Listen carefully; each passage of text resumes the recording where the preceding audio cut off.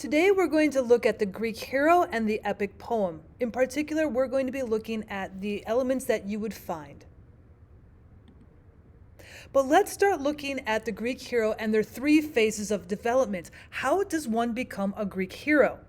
Well, the first thing you're looking at is the idea of initiation. Someone who's being called to forces that encourage one to go off on a quest. Secondly, a Greek hero is going to experience separation. They need to leave home and experience deeds on their own. And then they have to figure out how they accomplish these deeds while they're on their journey. And then lastly, to be a Greek hero, you have to return. Returning home and dealing with the changes, whether it's to yourself, whether it's adjusting to the time before you left, whether it's adjusting to what has changed at home. So what heroic traits do we find usually in a Greek hero? Usually they have some sort of divine ancestry. They might be directly descended from one of the gods. If they're not directly descended from the gods, they usually have some sort of royal birth, and they are supported by the gods in some way. Next, they have this sense of courage, and a lot of times they have the sense of strength with them, some sense of prowess. That strength is not only in bravery, but with the physical apparition as well. Intelligence, or at least evaluating skills, is there as well. Intelligence certainly could be more of a street smarts kind of an attitude. If they are academic as well, that certainly is helpful. Usually there's some sort of hesitation before taking action. They don't just jump in with both feet. Because they're intelligent, because they have a sense of courage, they want to kind of weigh out and measure the causes and effects of everything first. And of course, they have all these admirable qualities, but a lot of times you will see flaws as well. Usually it's a sense of pride. Sometimes they are, infidelity. A lot of times they might decide to forego some of their men or some of their officers in order to get a better trait, but they usually have some sort of tragic flaw as well. So now let's look at the idea of an epic and the elements that come along. Well, what is an epic? An epic is a long narrative poem in elevated style recounting travels and adventures and heroic episodes. An example would be Homer's The Odyssey and The Iliad.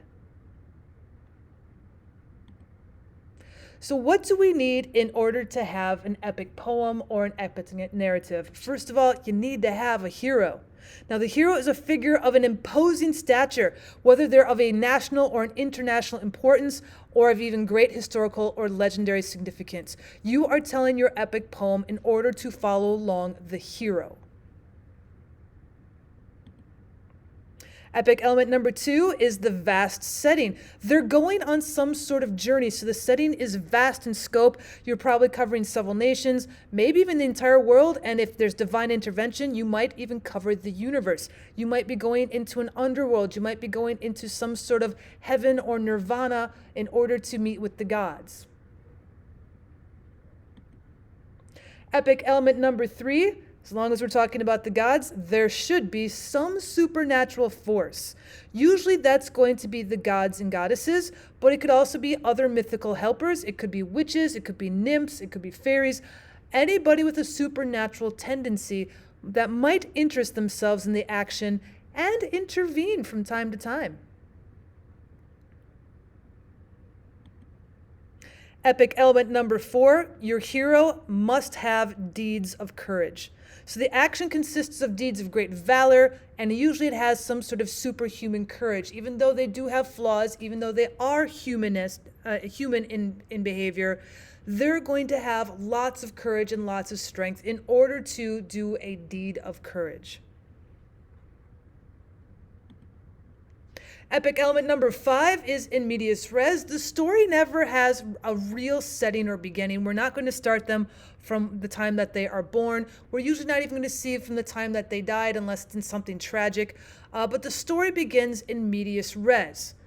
Almost always you have flashbacks to explain action leading up to that point. Say, for example, in Homer's The Odyssey, in Book 1, you do see Odysseus sitting down to eat with King Alcinous, but then the rest of Book 1 is a flashback to all of the deeds and all of the journey that he has gone through up to that point. Epic element number 6 invokes the Muse.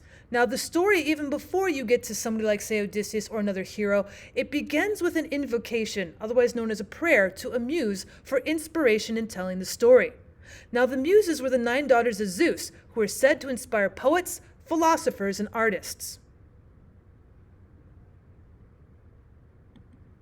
Epic element number 7 is the epithet. Now, frequent use of epithets, or at least brief descriptive phrases, will characterize a particular person. Most times in epic poems, you're not just going to see people being named. You're not going to see settings just being named. Instead of saying Odysseus, you're going to see him being called the great tactician. You might hear the name Zeus, but then right after that, you're going to get the epithet of son of Cronus. You're going to get bright-eyed Athena instead of just the goddess Athena. Instead of describing it as the next day, you're going to get rosy-fingered dawn. These are the types of phrases that are making things very descriptive. It's more entertaining. So a lot of times in epic poetry, you're going to see a frequent use of epithets.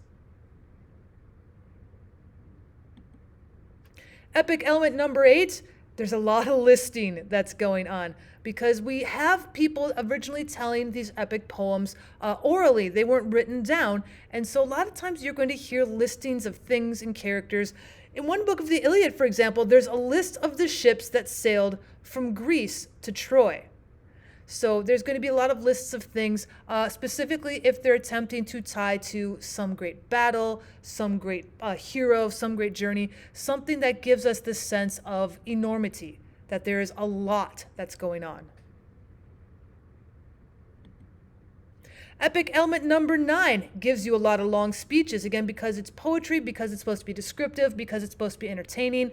There are going to be long and formal speeches, usually by many characters. You're not going to have any trouble spotting these. Sometimes they happen in the heat of battle, and other times they're in seemingly inappropriate times, but more often they occur at various kinds of meetings, like if you have 2 people who are meeting for the first time, or if you are having your hero gathering information just before they do some sort of long epic battle, you're going to see a lot of long and formal speeches. Epic element number 10 is the epic simile. Now, an epic simile is a long comparison of 2 unlike things. They make a vivid image. So a simile is a comparison of 2 unlike things. You've probably heard of these before in your class. And we know what epic usually means. Epic means something very grand and over. And an epic simile is exactly what that is. It's a long simile, a long comparison of 2 unlike things. So let's go back to our friend Odysseus. Example, weak as the doe that bends down her fawns in a mighty lion's den, her newborn sucklings, then trails off the mountain spurs and grassy bends to graze her fill. But back the lion comes to his own lair, and the master deals both fawns a ghastly bloody death. Just what Odysseus will deal that mob, ghastly death. So that is one simile, comparing 2 unlike things. Just as a doe and their fawns are going to be destroyed by the lion, Odysseus is also going to destroy a mob. Epic element number 11 is the narrative drift. Now, a narrator of an epic is constantly interrupting the narration to elaborate on an aspect of what he's talking about. Because he's elaborating, because he's kind of getting off the point, but he's still telling the same story, we like to call this a narrative drift. They're drifting away from the story, but they haven't exactly left it. For example, if he mentions a gift of wine, he will explain not only the history of the gift, but the history of the giver. Well, that is the end of your epic poem. If you liked what you saw, please give me a like. I would appreciate it if you would subscribe as well. If you have any questions or if you'd like to see something else, you have the comments section below. Please let me know if I can help further. Thanks for stopping by.